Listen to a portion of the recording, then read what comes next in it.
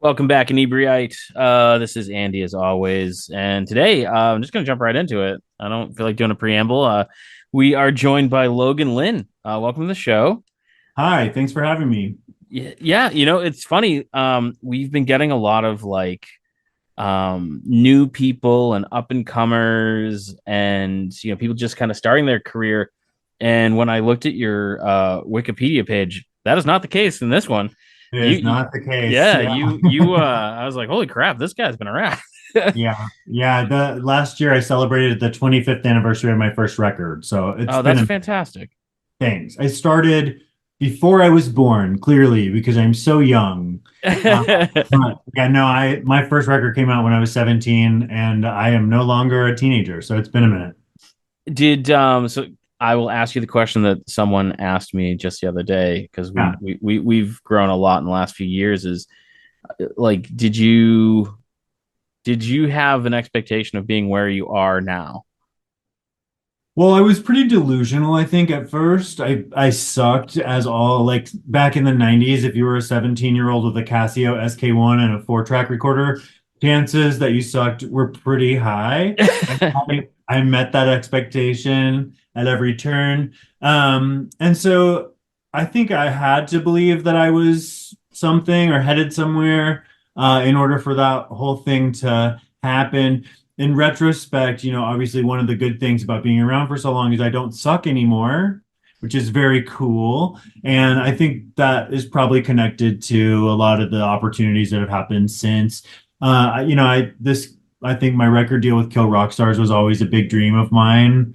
And I certainly had other labels sign and drop me multiple times over the years. And Kill Rock Stars signed me and made a home for me and has kept me in that home. And it's been really great. And I think kind of unusual for that to happen. And, I was 40 years old when I got signed to Kill Rock Stars this time. And I think that's not usually the age where your big break happens after, at that point, 2 decades of really putting out music, but not necessarily finding a place that felt like the right fit. And now I have that, which is really cool. And no, I don't think, all those years of doing it outside of my being a little bit diluted, I don't think I could have anticipated that I'd be in a really happy, positive music industry place. Yeah, it's funny because when I was asked that, I kind of was just like, yeah, I did believe, not I didn't exactly believe I was going to be where am, but like I never for a second thought that it wasn't going to be successful. And it was kind of like if I thought it wasn't going to be successful, I wouldn't have like tried, Right. Yeah, like this is going to fail. I'm going to throw my life in, and so it really. just, I'm going to be vulnerable and not succeed. yeah, exactly. But, and it's, like I'm just turned 49. And I Yeah. remember when I turned 40 was like a big turning point in the career. And I always kind of hung my hat on the fact that like that was the year that Stan Lee created Spider-Man. Like he turned 40 and Okay. created, so I'm like, Totally. And everybody's always like Tina Turner. There's so many examples of like people who started their career at that age. I just didn't have it sort of in the cards that that was going to happen for me. I kind of had anticipated that I would be independent forever and ever after all of the label stuff, but that is not how it turned out. So, and it's part of that kind of like organic nature. It's like you just kind of your time. There's no such thing as an overnight success. I think everyone knows that. It's no, like, yeah. but you kind of find that moment when you find it, and Yeah, it's been cool. And I've had several almosts. I've had like basically 25 years of misses, which has been, I think, a really good experience in some ways. And like when people discover me, there's so much catalog to like if you're into me, like and you figure it out in 2024, you have a lot of stuff you can go back to. Um, but I think, there's something kind of beautiful about not having given up during those years of struggle or like on a label off a label. I think all of that plays into why I don't suck now. I just kept going, and yeah, it's good. did you get a lot of I don't even want to say pressure because I feel like people are passive aggressively supportive when they're like, "Oh, it's good for you. I think what you're doing is great." I'm like, I hate that because it's so disingenuous. Did you like run into that kind of? I mean, you know what's weird is like I feel like because what I was doing the whole time was different, there was always an audience of people that legitimately responded to what I was doing. So that was cool. Most of the time in the early days, like I would have a show and people would just scratch their head and be like, what the hell is this guy doing? Um, and I got kind of used to just living in that space of like, Yeah. you know, I'm occupying a singular position. I've had so many, there were so many times where like, you know, Under the Radar magazine in 2009 was like, Logan Lynn, the next golden boy of sensitive electropop. And it's like, all right, here we go. And no, actually, no, we don't. And then MTV Artist Development did a whole thing with me, and it was like the same time that Katy Perry and Lady Gaga had their MTV Artist Development thing. So I was always like comparing myself to just like astronomically successful people. I think there was a certain point where I just like resigned to like, hey, dude, like you make music because you love to make music. So you used to like make music for the same reasons, and it was not always great. And now at least like what you're putting out is something you can be really proud of. And I think somewhere around that time, you know, the record deal happened and the Netflix stuff happened. All of a sudden like opportunities sort of emerged. And I think a lot of that had to do with me just continuing to create. Do you think part of it is that kind of stepping back, kind of, because I can relate to that because I remember when we really first tried to make an Inebri-art work, it was like I was working a shitty retail job and I hated Yeah. it. And I'm like, this is my ticket out, and was so focused on just trying to get out of that job that it didn't really, I mean, it was doing okay, but not Yeah. even, but when I kind of set aside was just like, I'm just gonna try and get exposure for artists and build this Yeah. community and have fun, that just like a light switch, it just changed instantly. Do you feel like kind of that stepping back, trying to compare yourself to the megastars, kind of was liberating, or? Oh my God, so devastating. And like, you know, I was signed to EMI at the time, and like people were like, gay, we're gonna sell gay. Or, you know, like what it was like that weird time where like logo had just started. It was a very strange time in my career where suddenly all the stuff that had always been the barrier became the selling point. Mm-hmm. But I think, you know, all of that did help me kind of become the artist that I am, and being you know, having to compare my success to to those two for so many years and then get to a point where I'm just like, oh my God, it's done. They wait, you know, I can't like just no. All of that was, I think, probably humbling and turned me into not just a better artist, but just like a better human being. I think chasing fame is like really unhealthy, and I did that for a really long time. There's something about similar to like relationships, right? Like if you're like really desperate and you're like, I must find a partner, or like you find the wrong partner, or like nobody wants a piece. And like as soon as you're like, I'm not looking for love, then like, you know, the person of your dream appears. I do think there's probably some cosmic piece that happened with my career similarly, where I was like, Jesus take the wheel, or like whatever it was. Yeah. Then you know, the road suddenly appeared. Yeah. I mean, that relationship just rings true because it's just like the worst people. I date the worst people. It's Yeah, you I shouldn't say know, that. Some of them are nice, just not for me. But shout out to the worst people you date. yeah. Yeah, no, but same, big same. Yeah, I finally found the right person, which has been great. But wow, there's 25 years of songs documenting the other experience. Do and I've asked this recently of a few people. Is your partner a creative? Because Yeah, I've never dated a creative person. They've always been kind of, I don't want to run of the mill, I guess, if that's not rude to call right. them. But and I'm like, maybe Right. I'm just in the, Normies. yeah, maybe I need to not date normies. It's been good. Yeah, he's my creative director for this record and film. So we got to work together on this project. Very, very much my photographer as well, and a creative voice in the house that I bounce things off of. Also a producer, and remixed some of the stuff for this new album. So yeah, like that's been cool. I've had creative relationships in the past that have been super not cool. Um, where it's like competitive or something, or like some imagined competition. Like I have no idea. People are so weird. But this particular relationship is like golden, and there's none of that. And so it feels really exciting to be able to, be in love and also create together. That's awesome. I'm jealous. um, so uh your style of music, Yeah, how would you describe it? Because I mean, I'm so old school that to me there's like rap, country, rock, and like I'd put you like techno or house music. But sure. I Yeah, feel like yeah, everything is so like boiled down like to yeah.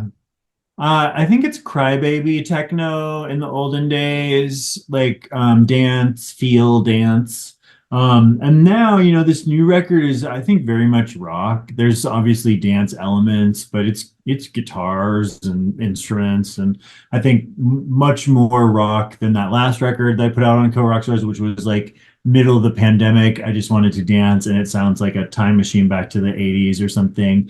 Um, but yeah, it's hard to classify. After so many years, I get bored and I take kind of hard lefts here and there. So like you'll be like Spotify, what a nightmare my Spotify is, because you're like listening to my artist page and it's dance and then it's rock and then all of a sudden like, oh my God, who's this piano singer? I've done so many weird things over the course of the years that it's all me. I think the through line is that I am writing songs about my life. I hate this phrase, but like I do think I'm a singer-songwriter, and that takes different vehicle has been sort of has taken different vehicles throughout the years, but it's always sort of the same path. yeah, it's like I feel like now is such a good time where, you know, back in my day, Yeah. like if a band took a departure like that, it was real, it could crush them, it could ruin their Yeah. their career. But I feel like people don't pigeonhole themselves into like I listen to this kind of music, so when their artists do something different, they're kind of like, oh, sure, let's check that out. Yeah, I think I lose people here and there, and then they come back. They're like, "Oh God, good, he's done doing whatever he was doing. He's back to doing the thing that we like." That happens, and that's okay. I'm not making music so that everyone loves it all the time. I'm making music for a number of reasons, and that's not one of them. So I love that people vibe with it. I'm also fine when people don't. It's okay. And I think, I have enough going on that like even if a record did flop or something, and I have had that happen, it's still kind of exciting because the reason I put it out is I wanted to, right? Like it's fine. And there's something about like people having such a big extreme reaction to something that I also like. Like I'm still a punk kid at heart. Yeah. So like, oh, you hate me? Okay, well, clicks are clicks. Keep watching, like I don't actually care. And there's something freeing in that. And I think you're right that like that couldn't have happened before. And I would never have done it early in my career or like when I was signed to a major label, I would never have tried anything like that. But now I feel pretty free. And Kill Rockstars is like down for me to do whatever the hell I want. They're so supportive that I feel like I have sort of space to play around and be brave and do some stuff I might not otherwise do. And they're still, they're still supporting it. Yeah. It's so the clicks are clicks. I mean, right now, the way things are, it's like it's almost better if people don't like you. Yeah. Honestly, like I had 5 viral videos on TikTok last year. It was all like just clips from these music videos that were animated.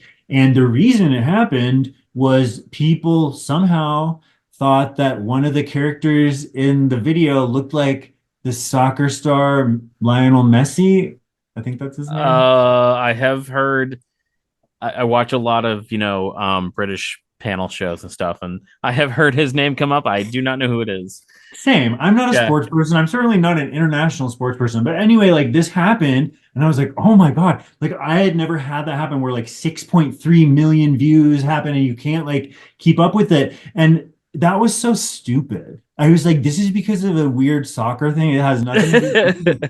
However, at the end of the day, I had 5 viral videos on TikTok, and like all those people did then download the thing, right? Like it's just so weird out here. It's like the internet's the Wild West, but I think there's a freedom in that that never would have happened before, and it's just hard to predict. Like there's really no way to game that. Hmm. I would never have tried to put a lookalike soccer star from another country in my video and hope that his fans find it. Like that's not the strategy, but like that is one of the things that happens with the way things are now. So. Yeah, it's funny. Our most successful, I guess you would say, podcast episode had been up for a year, and like all of a sudden got a boatload of downloads in like one day. And I Yeah. reached out to my producer. I'm like, did she get cast in a Marvel movie? Did she kill Right. someone? Like, what the hell's going on? Totally. Who got arrested? Yeah, and it ended up getting like 20,000 downloads in like, That's a awesome. month. It was fantastic. And it was just because she was in a super controversial movie that had gotten released in like Thailand or something like that. Yeah. So it's just one of Love those, it. yeah, you can't plan it. It just happens when it happens. You can't. And like the label did this thing with this last song that we just put out, where like, they pitch it to Spotify editorial and like then they put it on the homepage of Spotify Premium for a day in the country of Chile. So like everyone in Chile opened their Spotify and there I was. Like that's something that could have never happened in the olden days where you're just like, and now a whole country is listening to your song, right? Like that's a brand new world kind of thing. And I do like that part. The Yeah. part around like the whole defunding of our industry and all of that stuff seems totally kooky to me, but there is some opportunity in the midst of that. What do you mean the defunding of? Do you mean Well, like? like it's really hard to make money in music now. I Oh think yeah, yeah, yeah. as far as Because like a music business mm-hmm. goes, like you really have to have like a whole ecosystem of things in place for it to work. I think in the olden days, people just bought your record when you put it out, and now they do not Yeah, as easily, right? Like that's not really the primary income for musicians, and I think that probably has to change. Like Spotify's thing where they're the ones making all the money and the artists aren't. Like that's not the best setup. come on, And Logan. Aren't they paying you like 12 cents a download or something it was great ridiculous? when yeah, exactly. I mean, I made a whole $50 when the country of Chile listened. Yeah, Yeah, no, I think that's, as far as sustaining art goes, like all of that's doomsday stuff. But there are some benefits around, people hearing your music. If you take the business part out and you just focus on like art being accessible like that, it is cool. That part's cool. yeah, yeah. I mean, it's got to be a weird thing that there's so many kids, be like, I want to be a rock star. And from the dawn of recordings, it's been nothing but musicians being taken advantage of and, Totally. underpaid for their work. And it's like, why, it's not the lifestyle I think that people think it is. No, and touring is so much harder now than it used to be. Like I think things are just different now. I'm really lucky that I have like a licensing deal and like am able to like get my music heard in a number of ways. But I think it's really hard for people that don't have 25-year careers that are trying to like start something now.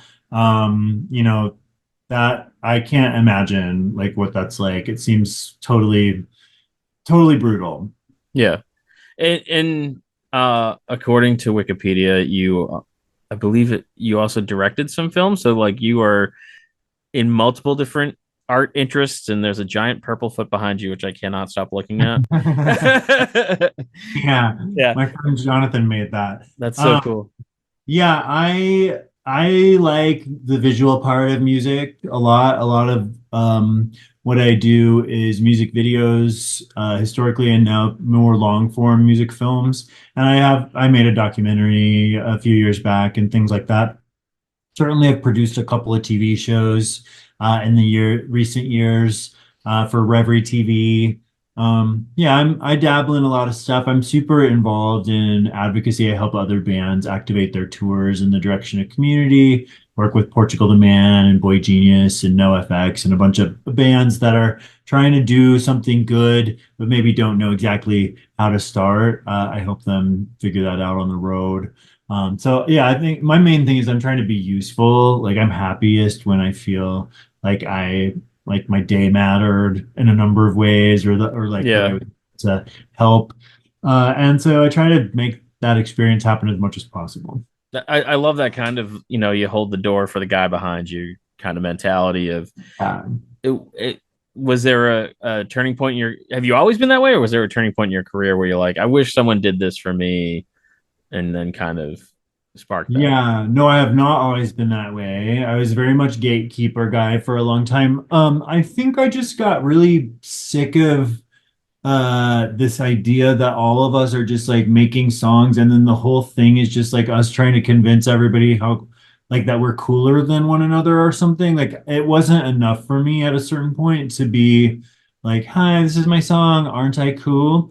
So I needed to make it mean something in order to keep doing what I was doing. I think I needed to overlay advocacy or some sort of community element, so that I didn't feel so lonely in music making, and also just so that it could matter. I think at a certain point when I realized there was no way to make money myself, I also, I think there are still ways to activate music in the direction of nonprofits or tribes or communities. So I'm still very interested in somebody benefiting from music. Yeah, Uh, Even if it's not the musicians, I certainly don't want it to be the tech bros. So I've been trying to find ways with these other bands of, making sure that the where we're playing shows, the community is supported. that's awesome. Are you gonna? Oh, I didn't even mention. Oh, I'm sorry. So Softcore is coming out June Yeah, 7th on Kill Rock Star. yeah. Um, are you planning on a tour to support the record? Possibly. Yeah, no, my feeling about shows in general is like I'm tired and I love my bed and my home. I love this purple foot. You know what I mean? Like I'm not trying to Yeah, go anywhere. But I think if the people want it, then obviously we will come and play the songs for the people. The records usually dictate that. I think like we'll know when that comes out, who's listening, and if we need to hop over to Chile and do a little tour, then we will. But I also think back to like touring is so hard and very almost impossible to break even at this point. Like I don't give a fuck enough. I love making music. I want people to watch the film. I love making art and collaborating with people around the record. And I'm down to play some shows, but I am not down to pay any more dues. yeah. No, I totally get it, and it's like I feel like one of the things that I've always wanted to work more in is doing some more music events and like some sort of day long festival. And Yeah. um anytime I get that feeling, I watch the documentary for Fire Festival and Woodstock, and then that goes away. Yes, that's good. That's like every time your biological clock ticks, you're supposed to like babysit your kid for Yeah, a few hours and just like make sure. yeah, Yeah, no, I am with you. I've canceled more tours than I've gone on in the last decade. I think a lot of that was COVID. Some of that was just like me being like, I'm not gonna do this unless, it's like right. And like, people are so screwy out there now with just like taking a cut of merch and just different things like that are just totally screwing us even worse than we're already screwed. I just refuse. like the venue wants a cut of merch. Yeah. That's crazy. Like, Yeah, it's gross. Not all venues, but a lot. If you look at the major promoters, a lot of promoters are taking a cut, venues are taking a cut, agents are taking a cut. There's just almost impossible to make enough money to make it make sense unless you're like really big. right, And I'm not as diluted as I was in the past. I know exactly where I am in the industry. It's great. I'm happy. I feel successful, but like I'm not about to go on a huge worldwide tour unless a big band invites me to open for them. right, Then yeah. yes, love it. Because then a lot of the logistic stuff is going to be kind of taken care of for you. It's great. Yeah, Yeah, no, I activate these tours for Portugal the Man and Boy Genius and Lucy Dacus, all these bigger bands, and it's like really working. They're selling out. Like it's pretty easy to route. All of that stuff is happening, and it's great. But I am not Boy Genius. I mean, I like to think I am, but I'm not. So, Yeah. it's just, I think if there's, my friend Ruth, who was in this band Chromatics, she's on tour with Starfucker opening for them right now. And it's like beautiful, like the Starfucker audience is built in. She has her own audience coming. Both people benefit. But like it's not a struggle at all. And I think if that opportunity presents itself or when it does, then yeah, you'll see me out there on the road. Yeah, and sometimes I enjoy the opening bands. I don't want to say more because you buy your ticket to go see who you're going, but Yeah. you're kind of like it's a great way to discover a band because you're like, I don't know who these Totally. guys are. Low And expectations, always yeah, the best place to play. yeah, it's great. That's never thought of like as the opening band being kind of like a sweet gig. Yeah, I like that middle spot, like where you're on the tour, you're playing, but you're not going on at 1 a.m. and you're not going on at 6 p.m. Like you're right Yeah, there in the middle, and like people are already there, so they for sure see you, but all the pressure is off. It's like not really your show. That's my sweet spot. I have stage fright, and I wish I liked playing live more than I do. I don't really like it. That's not the part that I love. That's the part that I accept about all of this. And that may change in time. I doubt it. It's been quite a few years. If it was going to yeah. change, it probably would have. I was gonna say 25 years in, and you still have stage fright. Yeah, I'm not a fan. I have anxiety in general that's, managed, but you put Hmm. me in front of 500 to 2,500 people and tell me to sing about my deepest, darkest feeling experience. Okay. I Yeah. I'm still uncomfortable with that. I think if I wrote differently and my songs meant something different to me than they do, then maybe it would be easier to go out there, but I'm also not able to do that, right? Like I suck when I try to do that. So it's really the only way. Overexposure is kind of the only way I know how to show up, and that is not the experience I'm looking for at this stage in my life. Yeah. Uh, I was on TV for many, many years, and that's also not the experience I'm looking for at this stage in my life. I love having these kinds of conversations. I love getting my music out further and having people listen to it, vibe with it, have it mean something to people. But I don't really have anything to prove at this point. And some of the tour stuff that happens is really more difficult than I'm willing to engage. Yeah. No, I get that. It makes a lot of sense. Yeah. Um, and anxiety is always an interesting thing. My youngest is, I'm so proud of them. They're doing great. They just got their first design job and Cool. moved out on their own, and they are not overly anxious, but definitely struggle with some anxiety issues. Yeah. And we were talking the other day, and they're just like, yeah, my stomach issues seem to have, cleared up. Maybe I didn't. Sorry, Zoe. They don't listen anyways. Yeah.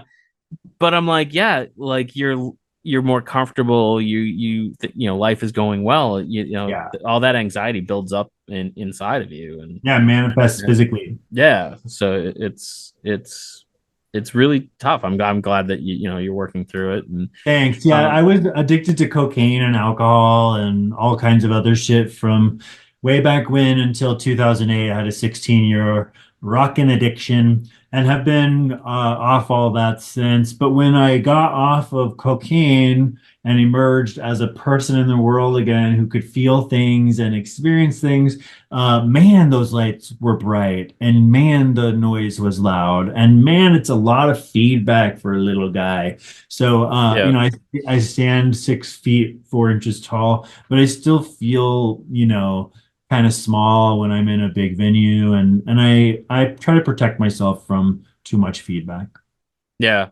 That's I took them to visit a friend of mine who wanted to meet them, and it was in this little divey bar here in Plymouth, and Yeah. Zoe was like, I don't like it here, it's too loud, and I'm like, yeah, we can go, like it's fine, you know. Yeah.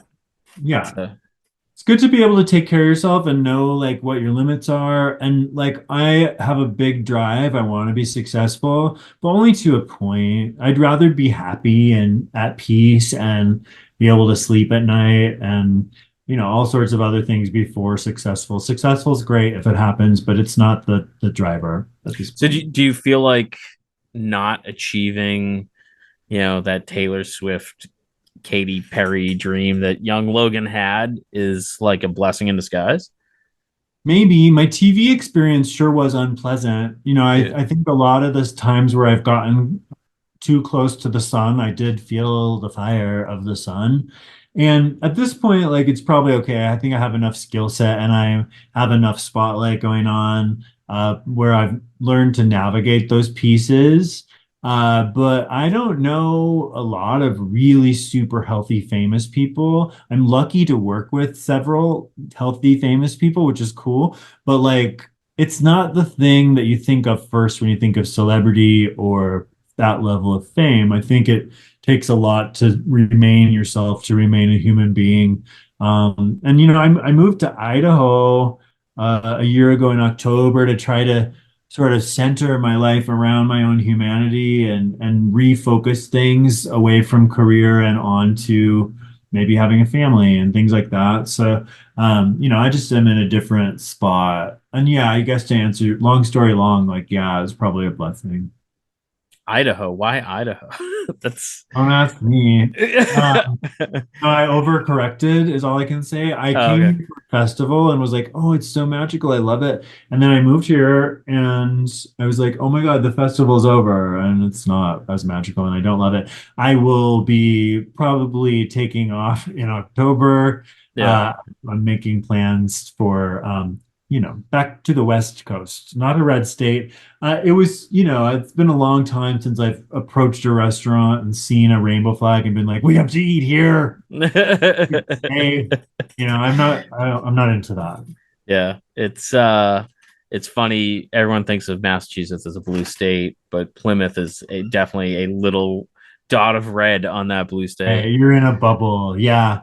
Yeah, I'm in a bubble here too, but the bubble is not sufficient. I need to feel safe actually. Like we live somewhere where where you can get kicked out of a rental house for being queer. Like it's just so Oh backwards. my God, that's crazy. I'm not into it. We're leaving. Yeah, Yeah, that's brutal. Yeah, not cool.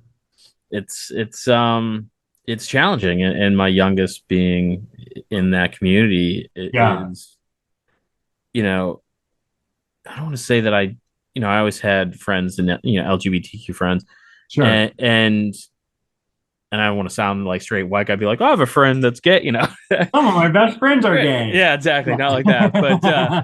but just to kind of see them go through stuff in weird ways, just be like, oh, you're gonna meet my boyfriend's parents.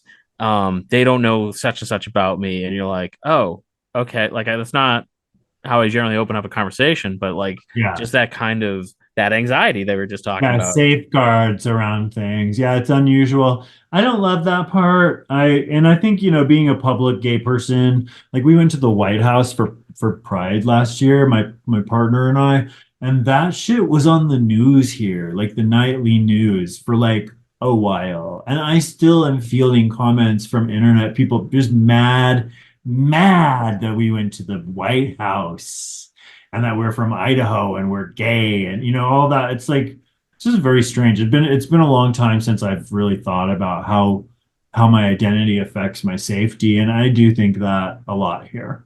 Yeah, yeah.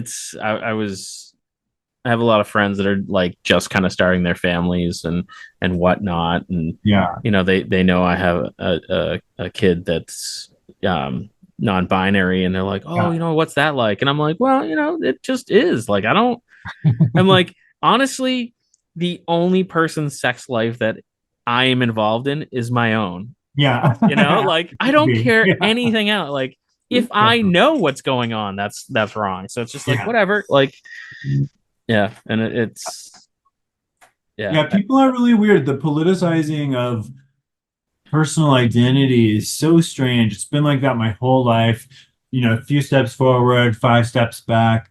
Feels exhausting. I'm over feeling it. And also it's like a really important time to continue to lean in as activists and public queer and trans people. Just like, it's not the time to shrink away. But man, what the hell? Yeah. Pick on somebody else. Yeah, take care of someone that's like really hurting people. Yeah, there are so many actual problems to focus in on. This part is, drag queens are not the thing that's ruining society. Yeah, especially when they're reading a kid's book. Like, Drag queen story hour or whatever it is that they're doing, like drag queens are completely harmless. And I'm not a drag queen, but like it's so crazy to me that that's the thing people are so focused on here. It's like just absurd. Yeah. it's like I said, we live in a very like red town, Yeah. and it's just this like hypocrisy about everything where like they're bent out of shape that there's dispensaries, but then Right. they bring their whole family, like their four kids and their dog, and hang out at the brewery all afternoon and get shit faced. And you're Totally. like, how is that different? And they're benefiting from the taxes. Yeah, no, we don't even have legal weed here. It's so crazy. Like if you have an empty cartridge in your backpack and you get arrested, you can go to like you have like life in prison for an empty cart. Like Jesus. it is up to life in prison. I don't think they're actually doing that, but like it is sketch as hell. Yeah, that's crazy. Yeah. So there's good things about living here, I guess. Yeah, yeah, no, I mean, I really have a newfound appreciation for Los Angeles and Portland, which I was trying to escape. Yeah. I do not need to escape. I need to escape Idaho. Yeah. I feel like a lot of people are moving to Portland. I've heard that. Yeah, I lived there for, I moved there in 1996 and then moved here last year, like I said. I couldn't take another winter there, but man, it's cold here. Winter's just tough. I Yeah. think I traded gray and rainy for very cold and sunny, and I'm not sure which I prefer. Do you suffer through that kind of seasonal depression thing My depression likes to hang around all all year year? long. And no, Yeah. I'm not really affected by that. I am affected by, I think, cold and wet. I don't love that, but that's Yeah. more just a comfort thing than like a brain thing. Yeah. Like my depression is basically self-esteem based for sure. Yeah. And but this past like end of winter slash beginning of spring, it just rained here so much. Just like every morning you wake up and you're like, God damn it, really Yeah. again? Yeah. Somebody's like, it's good for the drought or whatever. You're like, Yeah, fuck the drought. Fuck yeah. you. The Yeah. plants can have some other day, not today. Yeah. Totally. It's ruining my life. So when softcore comes out on June Yeah. 7th, Kill Rock Stars, where can people go to get it? Where can they find out what you're up to? All Yeah. the promotional All the stuffs. garbage Yeah. that we got to do. killrockstars.com. That's in the Kill Rockstars store. It'll be in store, record stores everywhere. You can order it from my site, loganlynnmusic.com. I'm also on all of the social media places, all of that hellscape I am part of. So you can find me there. Yeah, it's gonna be everywhere. Spotify for all you streaming folks, Apple Music, all of the places. It's everywhere. Do you I find myself the more that I use social media to promote, the less I'm on it. Do you find that kind of? Yeah, well, I don't enjoy it. Yeah. I think I have tried to align my image with my reality more and more as I age, which has been helpful to not have to be like one thing publicly and then another thing privately. Yeah. I reject all that at this point. I'm just one thing all the time. So there are parts of it that I enjoy more now. It doesn't feel like I am working all the time when I'm on there. But yeah, I wouldn't be on there if I wasn't trying to get people to listen to my music or connect to my other projects. It's for sure just a marketing tool for me. I realize that people who follow me and are maybe listening to this don't feel excited by that. I do actually enjoy the part of it that is building community and connecting with people. I just don't, like, why do we have to be on there all day long, all the time? Why do I have to be stupid on TikTok to sell records? It's just like some of Yeah. that stuff I do resent. Yeah. Yeah, it is such a double-edged sword where you can get to meet and interact with people in ways that you never would be able to, and Love that's that part. that's great. But Yeah. then you just got to be like, oh, in order for me to At meet, what cost? yeah, I got to do this every day to meet the algorithm, so I don't fall off into obscurity. And yeah, Yeah. it's It's it's horrible. It's okay though. Like it's not as I feel like I got spoiled. Like MySpace was so cool. Like I'm from that era where I do wish social media could be what it once was. But it's also, it's fine. It is what it is. I hate Facebook and Meta, and also I use them both all the time. Like I'm on there all the time. yep. So do I really hate it, or am I just like a shit talker? I'm not sure. I also am like, fuck Elon Musk and X, and I'm like, post send tweet, Yeah. so it's like I can't quit it. Yeah, I have calls once in a while with Meta because we advertise through them. So it's like Yeah. they want to streamline your advertising, and I swear to God, whatever they tell me never works. It always makes it worse. But every Yeah. time I get on a call with them, I'm like, just so you know, I hate your company. Like, Yeah, good. Thank you. Agreed. Yeah, no, that's yeah, a reason to take that call, just to tell a human person at Meta to yeah, fuck off. yeah. And it's like, I know it's not your fault, but you're the No, only I think it person. is Yeah, yeah. actually. I'm going to tell you about it. So Logan, I want to say thank you for taking the time. Yeah, And thanks for having me. I know I apologize before recording, but I want to make sure it's on recording. I apologize for screwing up the recording the other day. That was totally my fault. All good. And listeners, go check out Logan's new album Softcore. June 7th it'll be out. I'm not sure when this is going to go out, but we'll try to get it close to that date. And thank you so much, listeners. We'll check you guys again next week. Bye. Thank you.